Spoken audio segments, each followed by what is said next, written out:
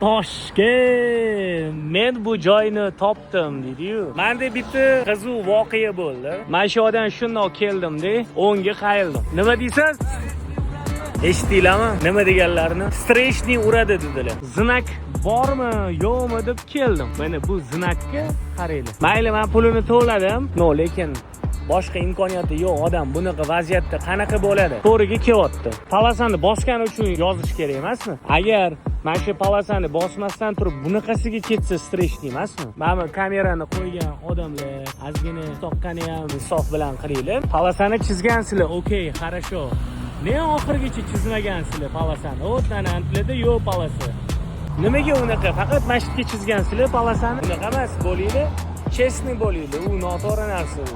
Men mashinadan shundoq keldim-da, mana shu qo'ygan joyimga mashinani qo'yib shundoq razворот qilib oldim. Bu yerda ko'rinmaydi orqasida. Mana bu qo'ygan znaklar ko'rinmaydi. Вообще. Xullas bunaqa vaziyatga tushganlar nechta? Yozinglar, buni yechimi qanaqa? Men hozircha mana okey pulini to'ladim. Bu videoni maksimum do'stlarga jo'natinglar. Bu lokatsiya joy Uchtepa tumani, Xuroson mahallasi ekan mana. Bu joyni bilganlar yozinglar.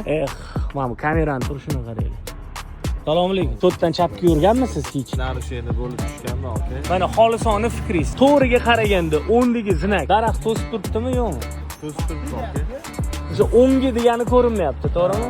Istupi daroga qo'yib qo'ygan, просто neto joyga qo'yib qo'yishgan, okey. Daraxt orqasida qolib ketyapti-da, aka. Yodlantirmang. Nafsga o'zinglar. Znak qo'yayotganda, kamera qo'yayotganda chapga o'ngga qaranglar. Iltimos, mana men o'rtada turibman. Mana znakka ahvoli.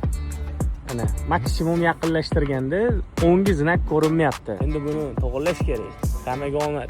Go.